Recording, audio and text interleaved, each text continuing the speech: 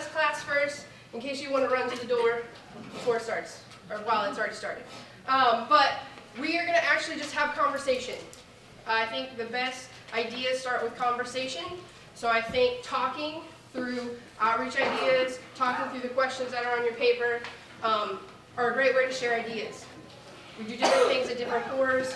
Corps all look different, and it's great for all of us to know what that looks like and what that means. So, let me start with, you are in Who's Your Neighbor? This is Mr. Rogers. He is not my neighbor, but he is very kind. But I will start off with this. I'll tell you a little bit about myself.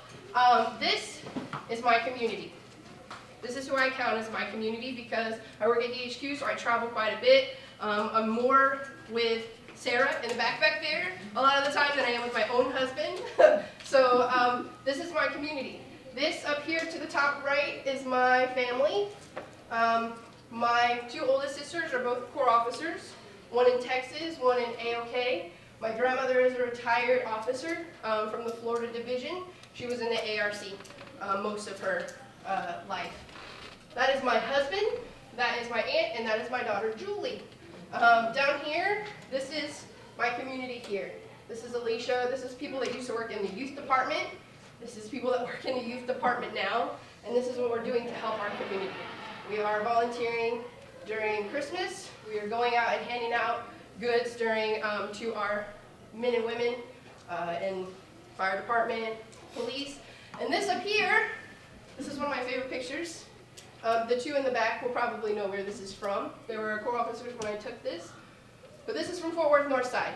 I was a BFI there for 5 years. And this class, inspiration for this class, is from these kids right here.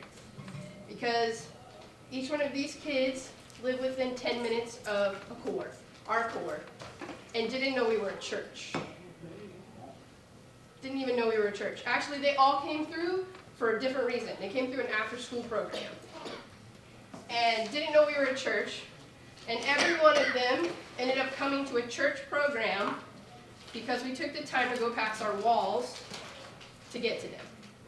Or we took the opportunity of programs that came into our building to evangelize, and not just to say, okay, you come in, we count you as a number, and that's it.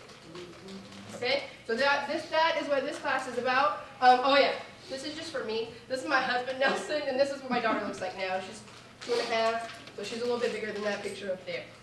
I want to preface a lot of the stuff I tell you with talk to your officer. Speak with your officer about this stuff. A lot of the things that I say are going to be my feelings, but what I think. If it hurts your feelings, I'm so sorry. If you want to tell me, that's perfectly fine. It's not going to hurt my feelings. I have pretty thick skin. I've been in the Salvation Army most of my life, so people's feelings, the way they feel, I'm for it. I want to hear it. It helps me grow and it helps me learn. So, with saying that, this last picture up at the top was kids that gave of their time to go out and learn about community, to serve. So please, please don't ever tell me that they don't want to. Because they do.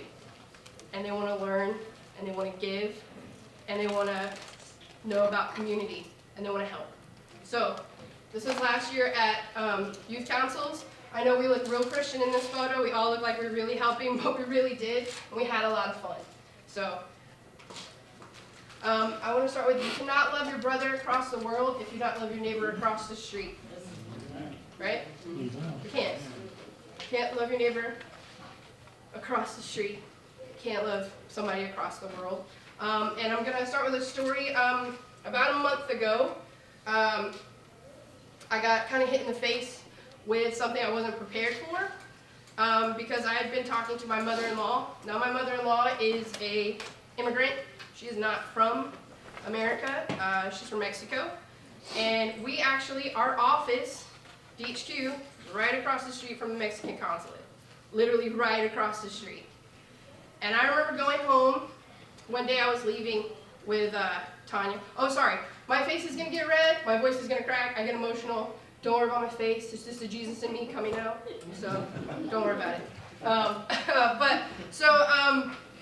There was a lady sitting outside, she was getting in her car, and I was leaving, I'm pretty sure I was leaving to go get lunch, and she was crying.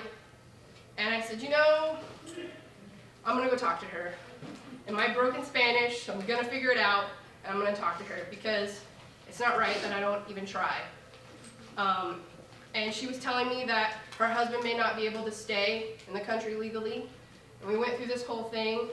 And you know, it took me by surprise because I said, it's not fair that these opportunities arise for me every day, and I don't take the opportunity to even open my eyes to see them. I let my community walk by me every day. And yet I talk to my mother-in-law and say, you know, I'm sorry for the things that you've had to go through. She's a citizen now, though. And I will sit there and say that to her, and I won't even talk to the people that are right across the street. So I let my community, I let my opportunities to be Jesus pass me right by. So I just wanted to share that with you because this hit me literally right here. When I read it, I said, it's not fair, it's not right. So I just wanted to share that with you. Where do we start and when do we start? We start with the greatness of a community is most accurately measured by the compassionate actions of its members. Compassionate actions. That's it. That's where we start. We start with this. We start with knowing that kingdom building isn't about a building. It's about people, and people are the bricks of God's kingdom. This may look very pretty. This may look super great. Your building may look beautiful. You may have everything inside of it, but if you're not going outside of your walls, you are not affecting your community. Okay? Okay, so I just wanted to let you know that I believe this is one of the most important things that you can hear. People are God's kingdom. Buildings are not God's kingdom. Sticking inside your four walls, not knowing what's outside of them, not knowing what's across the street from them, that's not God's kingdom. So I'm just going to say that this is basically what this class is about. When do we start? We start now. Yes, ma'am. Commissioner Howe said the best way to measure your core's effectiveness is to ask yourself this question. If your core was to disappear right now, who would notice? Have you been through my notes?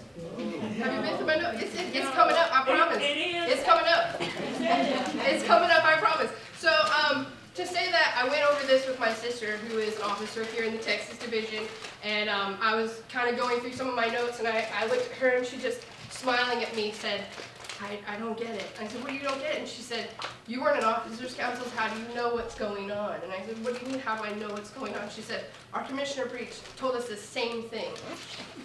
If we're not going outside of our doors, if we're not going effectively to outside of our community, how do they know you're here?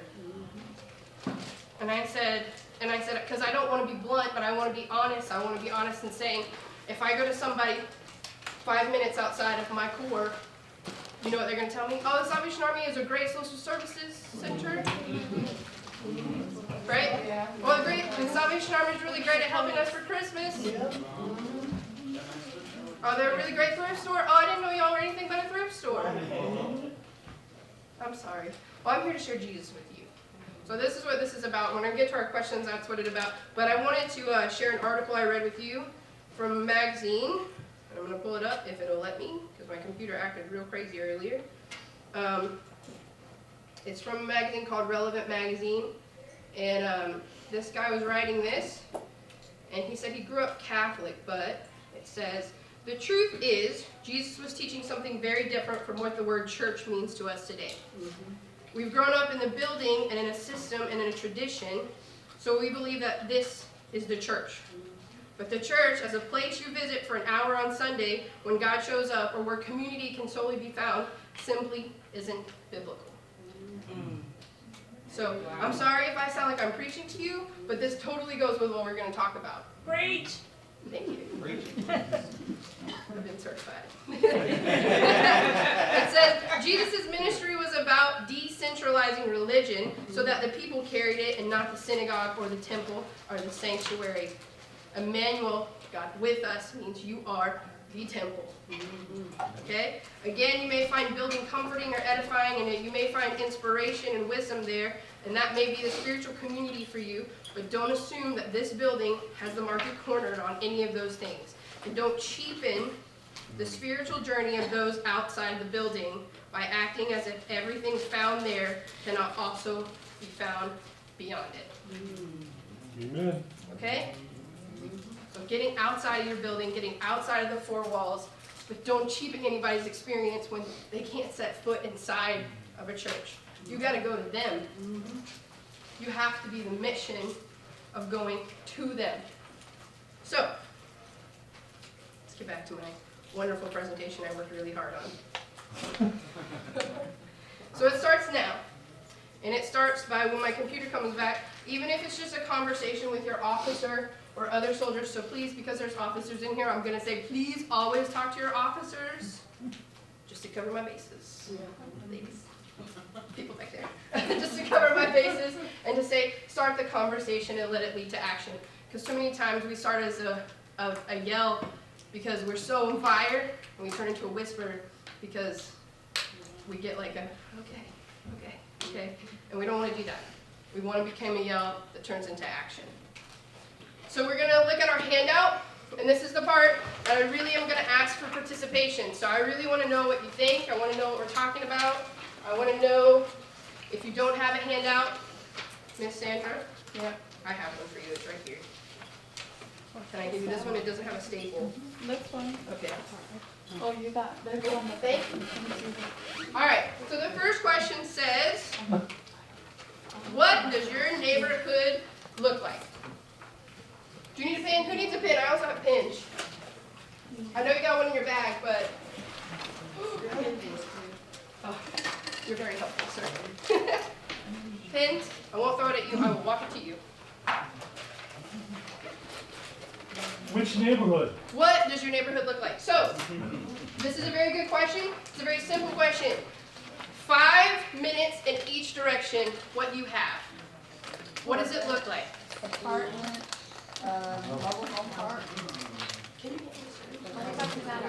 Your church. Right outside, if you were to step right outside your church building in your parking lot, and I said 5 minutes north, 5 minutes east, 5 minutes west, 5 minutes south, 10 minutes even if you have to go that far, what do you have?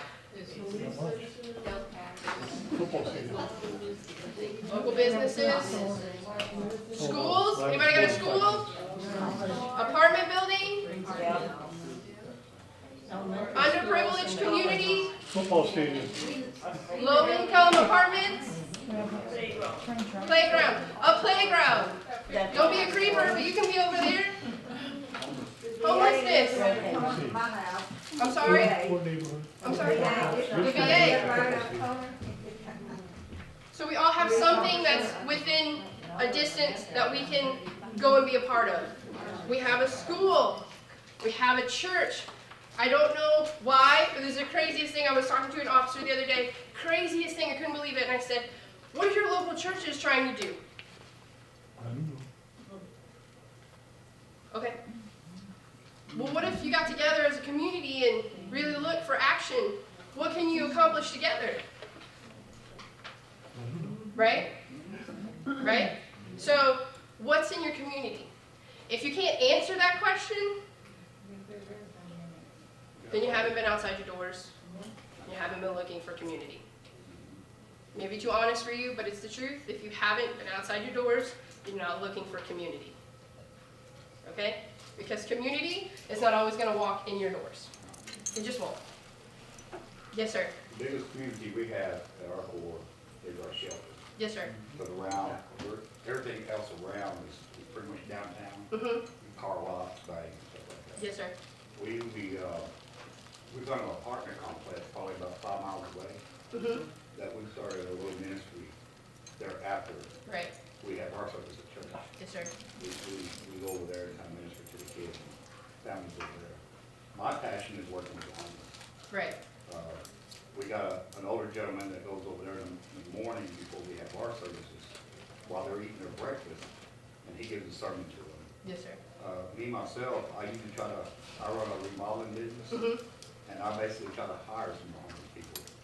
You know, get them back on their feet, because to stay in the shelter, you've got to have a savings account, you have to have a job, you know, you gotta show that you're progressing.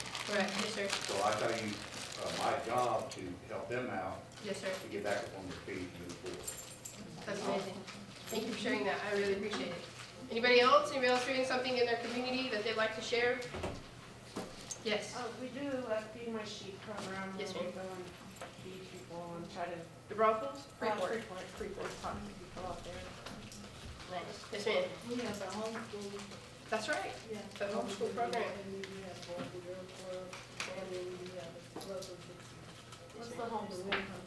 A homeschool is where all of the people who homeschool their kids in the community, they all meet at Salvation Army. Okay. And we provide the services for the, they Yeah. bring some of the teachers and everything.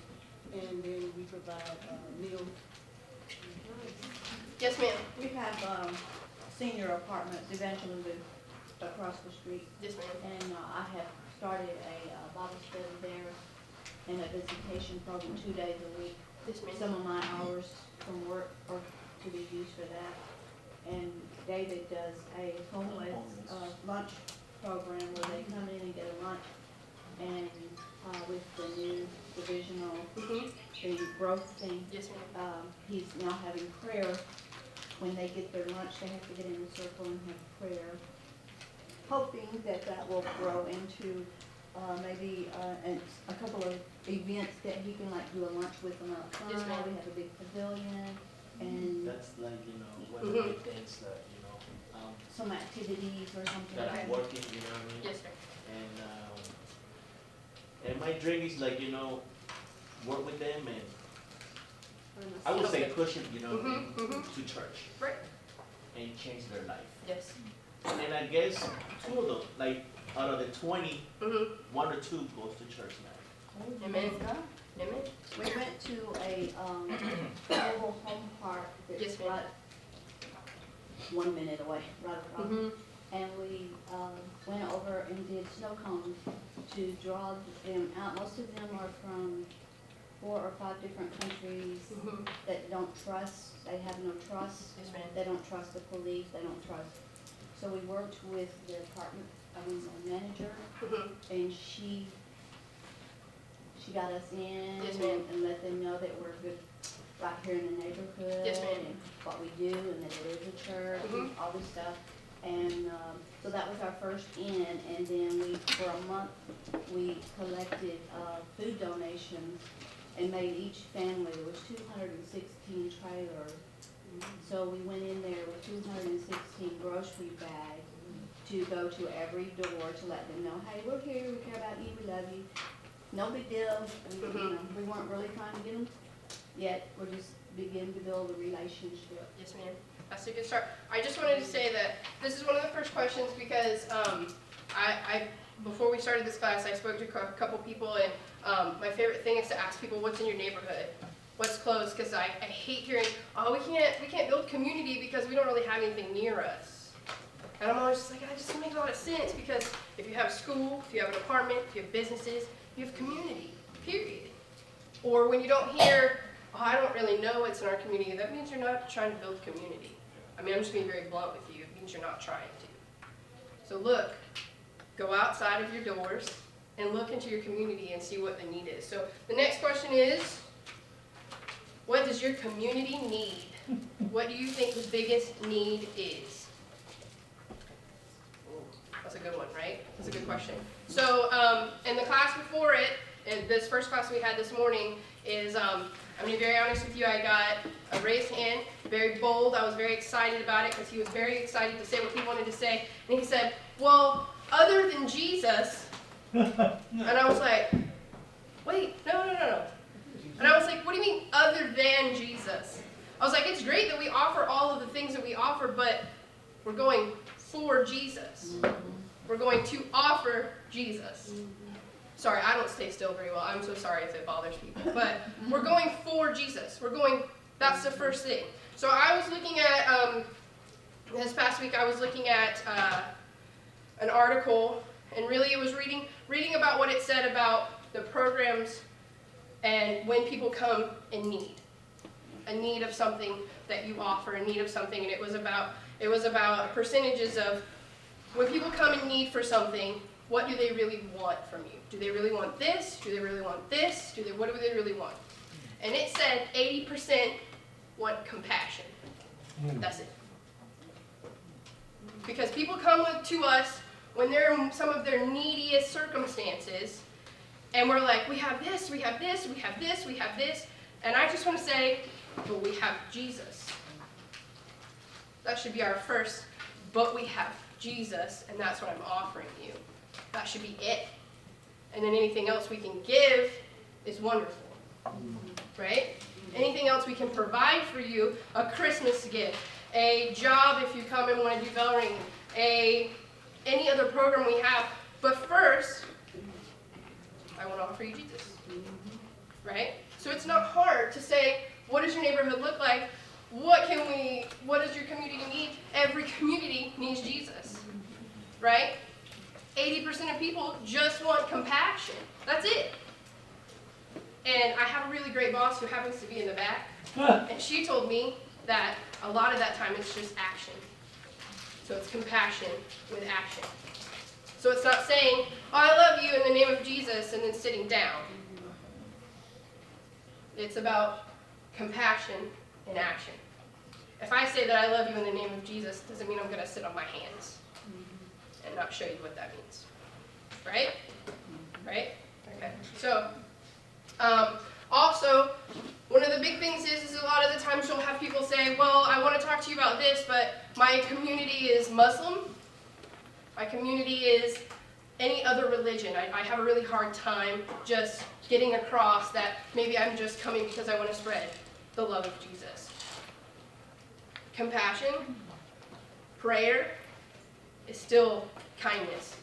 We'll still get people to understand that you are just here to be kind and show compassion.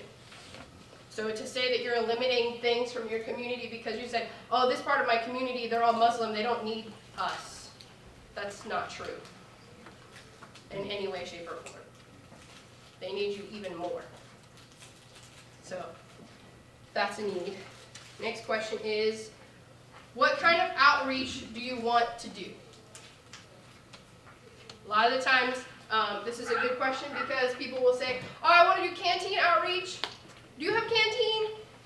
If you don't have a canteen, maybe canteen outreach is not for you. But just take a couple minutes, write down what kind of outreach you need. Because if you're not already doing outreach, then this is a good time to put down what kind of outreach do you want to start. Because my hope is that you can take these handouts back to your officers and sit with them and say, this is the kind of stuff I want to do. This is the stuff we talked about. These are the things we shared. What kind of outreach are people doing right now in their court? Besides Ms. Alice, I know you shared, but is anybody else doing outreach on an active basis? Yeah, I go visit the, taking the children at the nursing home and people in other areas, and then I go take them food and food. Nice. Yes, ma'am. My husband and I are bikers. You're bikers. We're bikers. Like cycles Go in or? like motorcycles. Ooh. Yeah, All right. they're probably bikers. And That's bikers row over there. we do wear a Salvation Army patch, but we're also part of a Christian motorcycle ministry.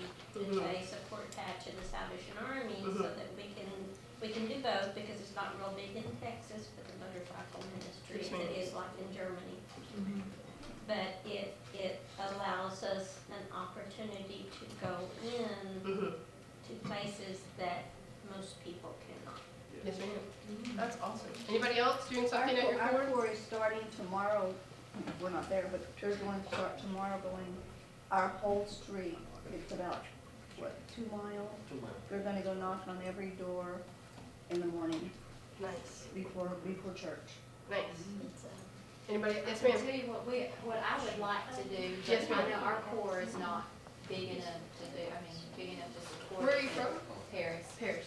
I would love to see a drug rehabilitation type Yes, ma'am. outreach that we got on. I know there's not a whole lot, not up there where we're at.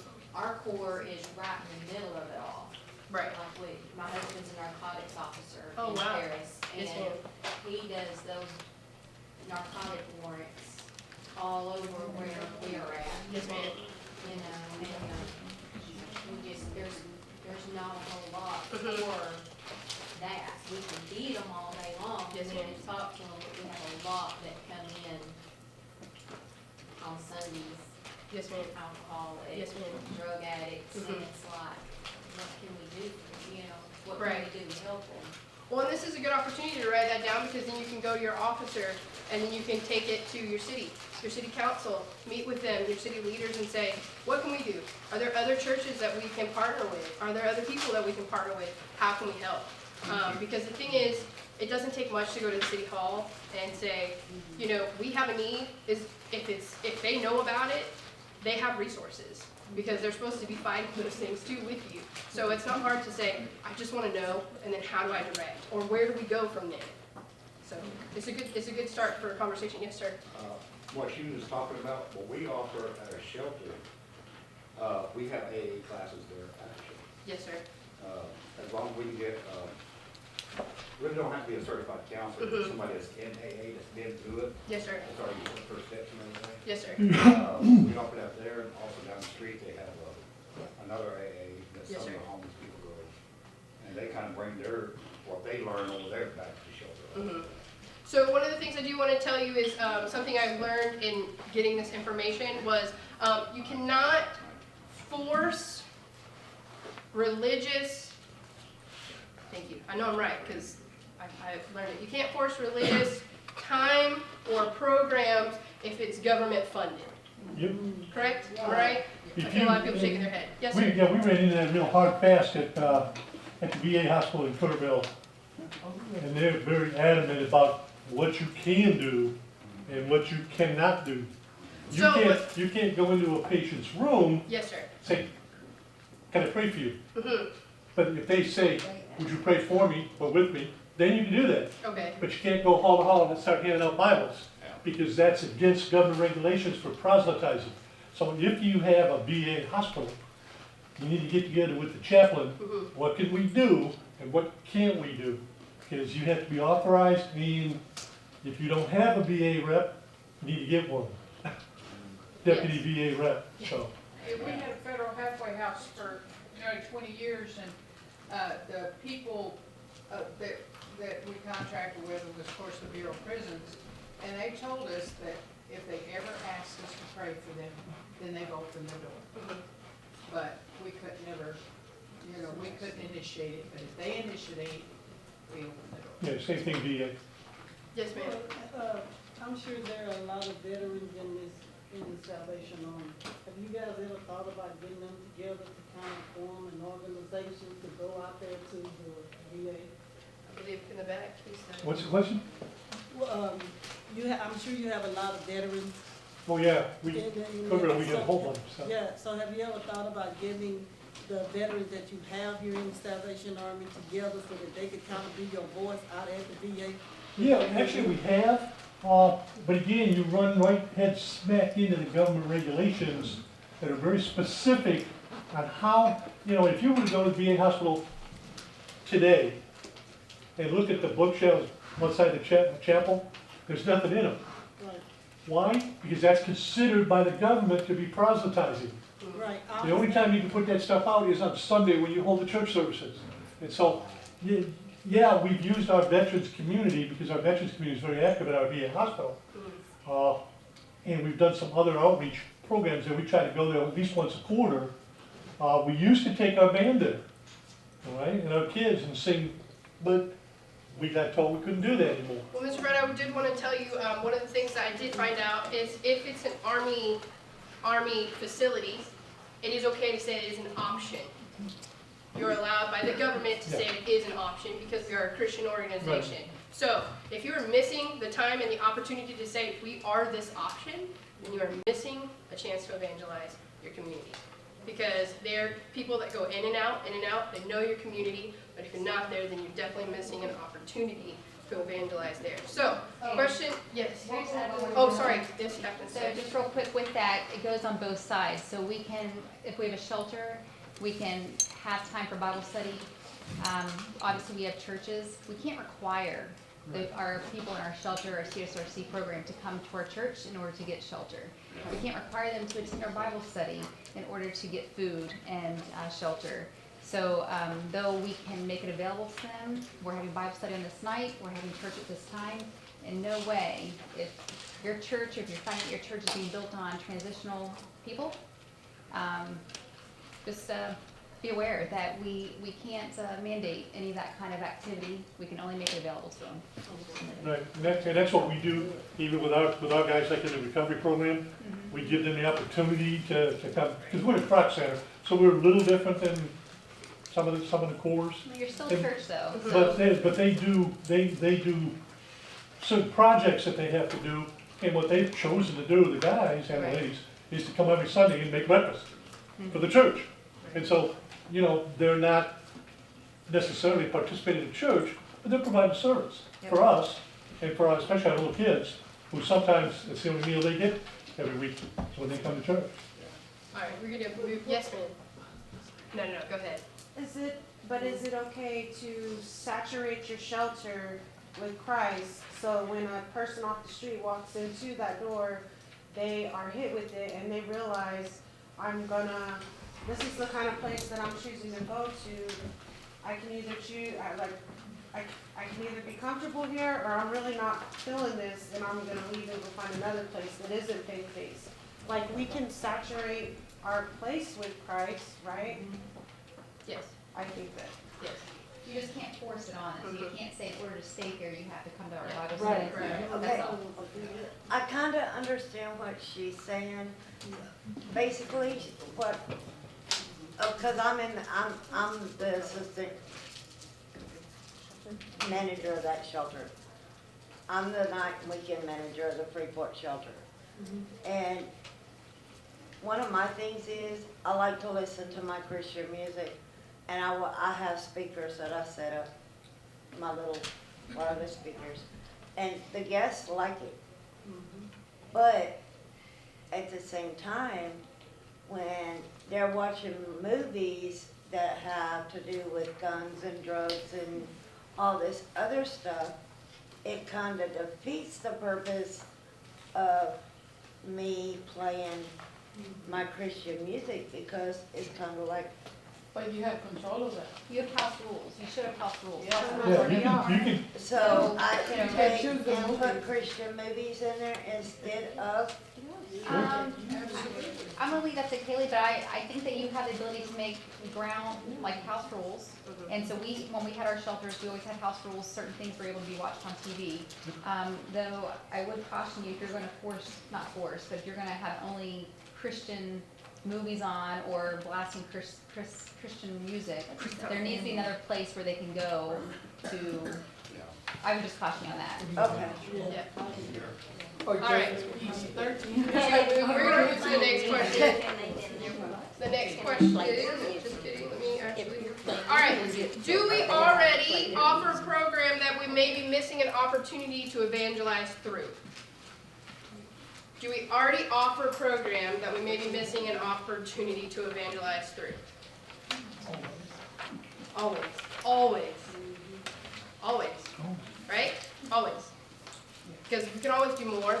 Can always do more to win souls to the kingdom. But I would say that one of the things that is a big one for me is if you have an after-school program, BGCA, if you have a thing where there are more people attending your core on a regular basis than your actual core members are, and you are not speaking Jesus into their lives, then you are missing an opportunity to evangelize. You are missing an opportunity to build in some way a relationship because they are your community.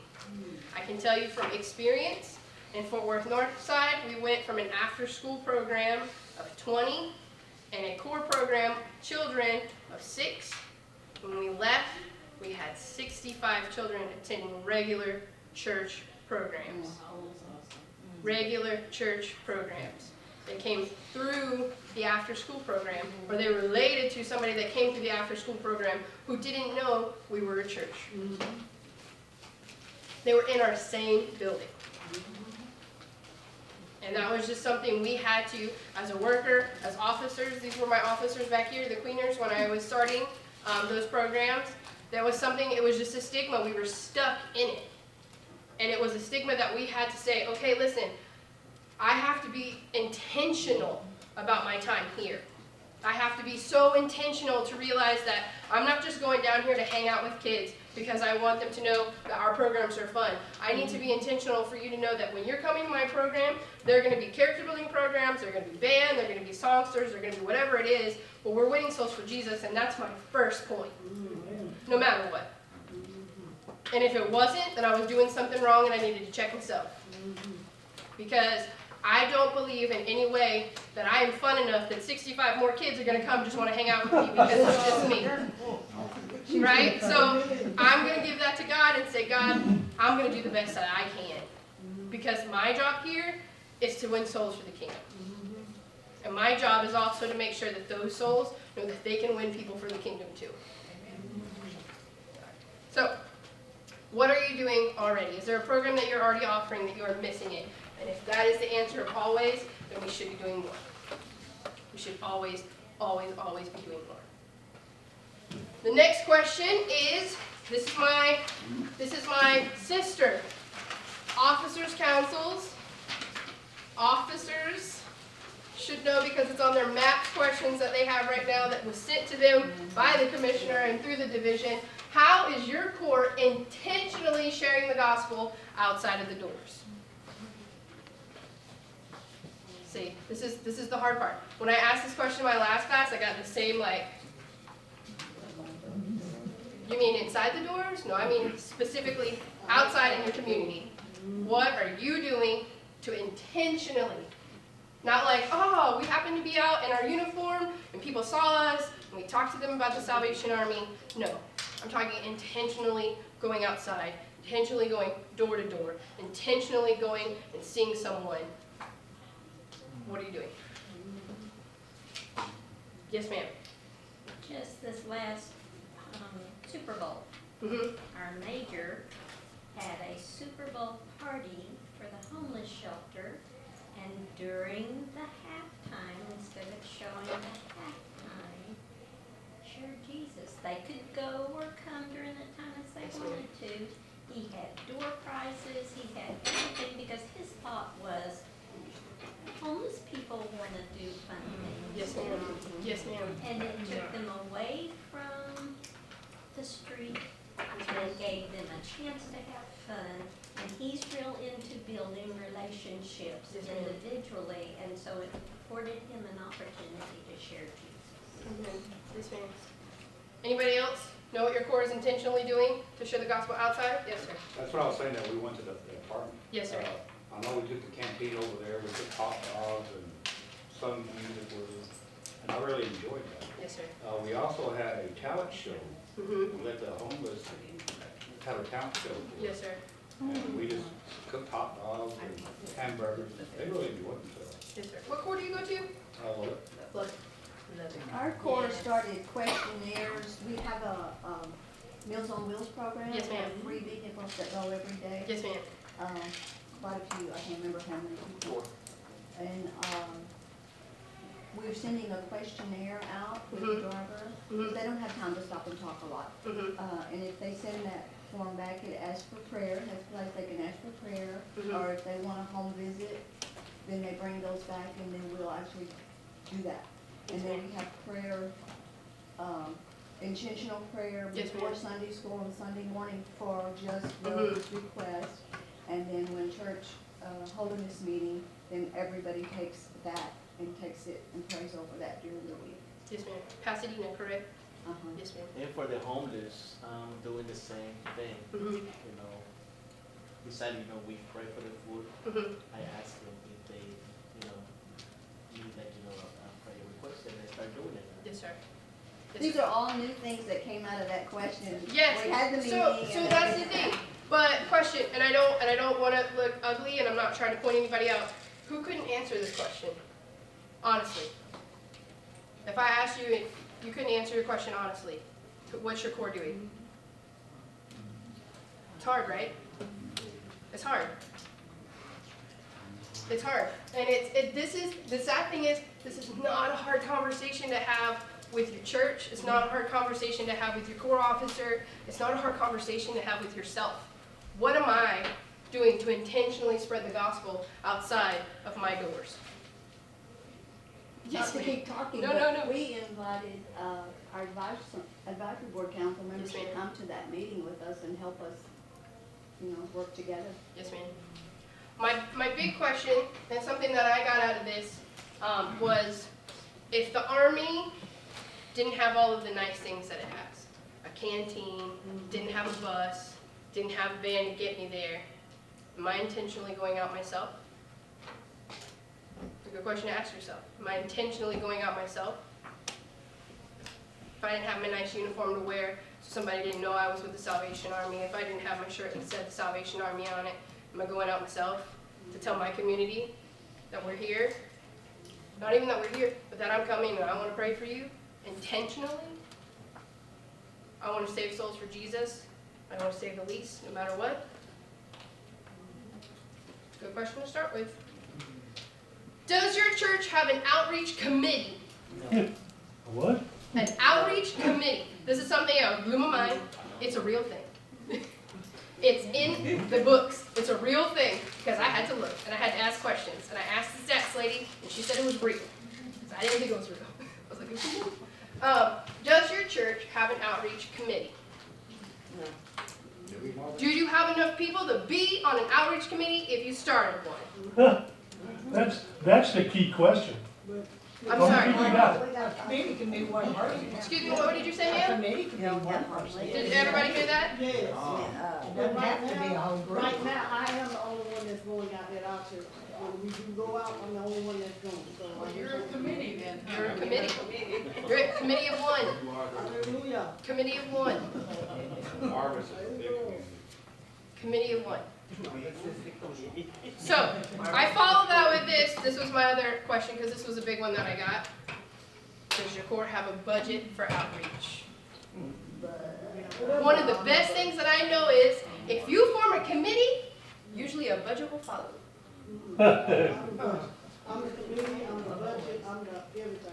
Right, so a lot of the times I get asked, do you have a committee? Goodness, this is not the first one when I was like, what, you're kidding me, I didn't even know that you could form an outreach committee. This is wonderful. Well, we don't have a budget for it. We can't do much. There's not really things that we can do if we don't have a budget. I don't want to go spend a lot of money. Just so you all know, the gospel of Jesus Christ is free. Amen. Free. $4.79 for Completely free. Christian book distribution. Walking on my feet, if I can and I am able, is free. And we're with the Salvation Army. We ask for donations. We ask for donations. Yes, ma'am. I know we already passed number 5. Yes, ma'am. I have a big comment and concern about, Yes, ma'am. especially at camp here. Lots of us do not want to go out Yes, ma'am. to evangelize or, but lots of time, especially at camp in the chapel, the soul come right into the chapel. But you know what we as members do? We push them aside and push them out. You know why? Because each of our core want to sit in one straight line. We're saving this seat and we're saving that seat for our core. Here comes someone who never heard about the Word of God and want to learn more, but here we are because we want to save a seat for someone. We push them home. And that is very, very concerning to me. So, I have to say, when I was doing this class, one of the big things that I just kept reminding myself, and one of the reasons is on the front, right here. He didn't do it to build a church. He did it to save souls. Yes, Beginning to end, save souls. For the least, for the worst, save souls. And when you start asking yourself these questions, when you start bringing these questions up, not only for outwards, but inwards for me, myself, am I doing enough intentionally to make sure that I'm just winning souls for the kingdom, which is people? Am I doing enough to make sure I can go and say, I just want to build the kingdom? Now, I work with kids. I work in the youth department. That's my job. I'm a Christian education specialist. I teach and I equip is basically what I'm supposed to do. So when I sit there and I go, well, yeah, because I taught this and I taught this and I was intentional about this, it's not enough. It's not enough for me. So my thing is, at the end of the day, do I say, how do I equip? How do we teach other people? Because if I'm not only just being intentional about making disciples, I'm trying to be intentional about disciples making disciples. Right? That's where we need to be. We need to be very intentional, because kingdom building is not about buildings. That's the one thing that stuck with me. It's not about a building. It's not about the pretty place that we meet every Sunday. It's about the people within the place that carry Emmanuel, God with us. Going outside, knowing the people of your community. It's those girls on that first picture that didn't know that the Salvation Army was a church, and they lived 10 minutes away. Some of them lived 4 houses down from the Salvation Army. 4 houses down. Their entire lives. 12-year-old girl, didn't even know. I come here for an after-school program, Miss Kahley. You know we're a church? No. We're a church. So my job is, my hope is that these questions make you look at, how am I going to go back and say, I just want to build the kingdom. And I want to do it in the easiest way possible. I want to go out. I want to talk to our community, and I want our community to not just think I'm a social services. I want my community to not think I'm just here for Christmas. I want my community to not think I'm only here for the time when they're the most neediest. Because again, when they're most neediest, they're not always receptive to Jesus loves me. Does everybody understand that? They're not always receptive to Jesus loves me. They're receptive to, I'm here for you, I care for you, I'm compassionate towards you. So my questions, these questions are just to start conversations with your core officers, to start action in your community. And you can say all of that. Yes, ma'am. You can say all of that, Yes, but ma'am. if action don't follow behind it. Yes, ma'am. So that's my follow-up. I don't want to be a whisper. So one thing my sister tells me sometimes, and my sister who is always on fire but gets a little free-minded, I love her to death, but I'm always compassionate. I mean, Lubbock people know. My sister Whitney, she loves people, loves them. But she told me the other day, Kahley, she came back from officers' councils on fire, and it broke my heart. She said, I don't want to be a whisper. And I said, well, what does that mean? She said, I don't want somebody to think I'm whispering Jesus to them. I want to be a yell in the dark. And I said, that's what I want to be. I want to build the kingdom. And I want it to be brick by person. Person by person. And not, I want to go to this awesome Salvation Army that has everything, that you're in a Croc Center because you got to have everything. That means nothing to me. That means nothing to me. I want to be the person that yells compassion, that walks to you and shares God. And if I'm not, then I need to look at myself. And if you're not, then maybe it's time to look at yourself. Because we want to be action. And William Booth didn't do it for a building. He didn't do it for a building. He didn't start in a building. He started in bars. Bars. Streets. Bars. And the thing is, you came to this class because you want to know. And if you want to know, it means you have it in your heart because you want to go. So please don't let these questions just stop here. Go back to your core, talk with your officers, talk with your people, and start not whispering, start yelling. Yes, ma'am. I wanted to add, I was born in the Salvation Army too. My parents were officers, and I've always noticed that there's a lot of complaint among us, and I'm one of them. They say, well, my core officer is not very active. Well, my core officer, you have to remember that they have lives too. They have children at home. They're tending to you, they're not tending them to their children. If you want a change in your core, it has to start with you. Yeah. The Salvation Army is not the core officer. The Salvation Army is you. We are the ones. We represent Jesus. Yeah. Yeah, And one of the Salvation Army is a building. We represent God. Yes, ma'am. And so if you think that the officer needs to do everything, you're wrong. Yes. If you need a leader, it needs to start by you. Yes. If there's a desire for a program, outreach, then say, you know what? I'm the person. Yep. Don't put it on someone else because it's not gonna happen, and all you're always gonna do is complain about what you don't have, but it's you start by you. You should be the one. If God put it in your mind, He's already talking to you. You're that person. Yes. He already chose you. You need to be available for it. So, and I want to say that in the last class we had, I had a couple of people say, well, what if my officer doesn't want to make time for this? What if my officer just doesn't want to hear me? I don't believe that. Then scream louder. Yeah, talk louder. You're it. You got a committee. Your committee of one. You wear the patch proudly. Well, you don't just lay it on them and You say, don't. y'all need to do this. Yes. You say, I'm ready to help Yes. with this. Yes. Yeah, And you know, most officers will be receptive Yes. if you're ready to take the ball. Because and it doesn't say to me, and I'm gonna, because Corps officers right here, Corps officers in the room. I don't know no Corps officers that want to go, oh, I don't want to save souls for Jesus Christ. Truth. They may be so busy, but I don't know any of them that are gonna look at me and go, I don't want to save souls for Jesus Christ. That's what they're commissioned to do. They're commissioned to save souls for Jesus Christ. And I will sit here from my perspective and say, I can talk to my sister, she's busy all the time. I can talk to my other sister, 3 kids, a husband, busy all the time. My own father, my dad was a single parent, officer, busy all the time. But I can guarantee somebody goes up to them and says, I want to form a committee, and I want to do it just to save souls. I want to know my community. They're not going to say no.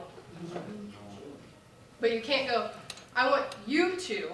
You can't start with that, because that goes, yeah. and you can say, Goes on I the want seesaw. to. Goes on the I seesaw. want to. You can't put everything on them. I want to, and this is, if my thing is, these papers, I go, this is what we talked about, this is how I want to do it, these are some great ideas. Can we talk about it? I don't know many that are going to say no. Can we talk about it? Yes, sir. One thing I wish we could do, there's a lot of homeless people that have service animals. And I wish we had a place where we could, not necessarily take care of the animals for them. Mhm. They'll still be responsible, and I mean, they take good care of them. Because I've seen these homeless people, these big old fat dogs, I mean, they're well fed. They feed them more than they do. Eat, yeah. And, but if we could just offer a place, because we tell them that, well, you can't stay here because of your animal. Or you gotta get rid of your dog if you stay here. And they'd rather live on the streets than give up their pet. Well, my thing is why can that be a community thing that you do? Why don't you say, you can bring a guard, we'll do one time a week where we'll offer our hoses and stuff, we can wash your animals, and we're gonna offer you Jesus Christ. Yes. That's not something that's hard. Ideas like that are not hard. And so that's what's on the last page here. Outreach ideas on the last page. Apartment outreach. I'm gonna let you know most apartments will have, because government funded apartments most of the time are required, will have an activities manager. It's the craziest thing, but they're required to have one, activities manager. And you know what those activity managers want? They want people that want to come in and offer program. Yeah. We do program. We do it well too, most times. So offer, or just go. That's the thing, just go. Because I had a lady very elegantly point out last class, we'll have kids in these apartments that are watching 5 other kids.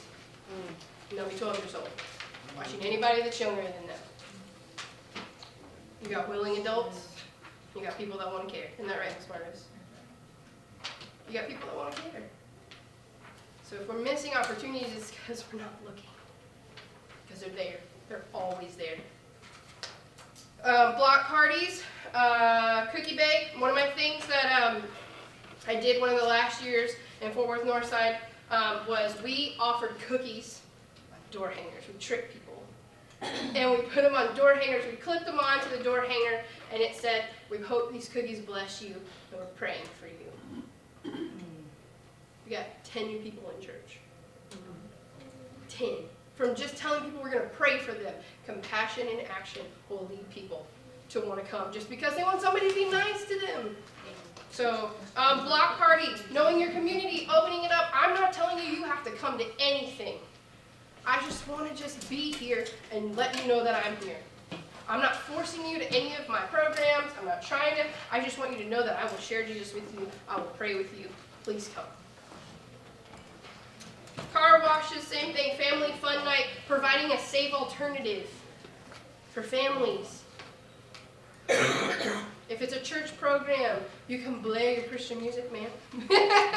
You can blare it as loud as you want. But offering them the opportunity, visiting nursing homes, having kids draw designs. It's one of the last things I did in Fort Worth, and I loved it. We had kids, 62 kids, making street signs to go all the way down our way to our court. Terrible. They look so bad. But they had the best time because it involved them in our outreach. Because kids want to help no matter what. If I tell you, I just want you to draw me a sign that says, welcome to church, or come to church. Our church starts at 11 o'clock, or Sunday school starts at 10 o'clock. They'll want to help. It may look terrible, but you know what? People are drawn to signs like that. They're like, what's that? What's that? And you lead you all the way to my front door, and I'm standing there, and I'm welcoming you. So, I want to say I'm going to share a couple more things with you. I think I have a few more minutes. Yes, I do. I have a few more minutes, and I wanted to share a couple of things with you. And it may just be very broad, but I want to say that I may overstep, so I'm sorry. We don't always have to push a program. You don't always have to push a program. Where I would love for you to come to my program, where I would love to tell you I offer 1,000 things, and I will, you don't have to push a program to meet somebody's need. And I think we miss that. We miss that quite a bit. Because I know, and this is where I say I get a little offensive, I know statistics are very important to us, but I'm more worried about kingdom statistics to me. So, you don't always have to push a program. If you see a need and you know that we offer a program, then that's wonderful. But if their need is just Jesus, we can meet that simply. Simply. So, I'm just going to finish with these last quotes that I found that I wanted to share with you. Just kidding. This is what happened last time. William Booth said, "We must wake ourselves up, or somebody else will take our place and bear our cross and thereby rob us of our own crown." Right? It's truthful. Very truthful. My thing is, if from the beginning he was that radical and we are sleeping right now, where are we at? Right? Catherine Booth said, "He may not be able to put together 2 sentences of the Queen's English, but if he can say that he has been born again, and if he can say, 'Once I was blind, but now I see,' he will do for the Salvation Army." Amen. Right? Right? I know, you should have seen me in my office. I was like, yes, yes, Jesus. And then he told them, "Go into all the world and preach the good news to everyone." Not just Christians. Not just Christians. Not just Christians. Mark 16:15. This is my favorite one. I saved it for the last because this is the most important and it wraps our class up. Jesus replied, "You must love the Lord your God with all your heart and all your soul and all your mind. This is the first and greatest commandment. And second is equally important. Love your neighbor as yourself." If you're not loving your neighbor, if you're not taking time for your community, then somebody's going to come take your crown. It's just what it's going to be. And I just don't want the Army to be that, because I believe the Army is meant for so much more. Because I believe God equipped us from the beginning, because if our founder is that radical, he knew from the beginning that all it took was us to just be radical and say, "I just want people for Jesus," and that's it. So I'm just going to wrap us up in prayer. I want to thank you for coming to my class today. If you have questions, if you have comments, or if you want to tell me that everything I said just didn't make any sense, I'm okay with that too. But thank you so much for coming, and I'm just going to pray with you. God, I am humbled by your presence. And I pray that the words that were said today be received through words that you've already told us, that we must go into the world. It's for the least, God. It's for Christians. It's for everyone. It's not just for me. So I pray that this handout starts a fire, ignites it, and helps us yell into the darkness, because we want souls, and we want them for you. We want to build the kingdom person by person by person, and we want to make disciples that make disciples. So I pray that you equip us, and I pray that these conversations start, and I pray that they don't end with these pieces of paper. I pray they end with action, souls won for you. I pray that you be with each person here. I pray that you be with them as they go throughout the rest of the day, be with their families, bless them and keep them. And I pray that you help us to always remember that you are an amazing God and you never fail us. So I pray that you just be with us and go before us and behind us. And we thank you and we pray it in your name. Amen.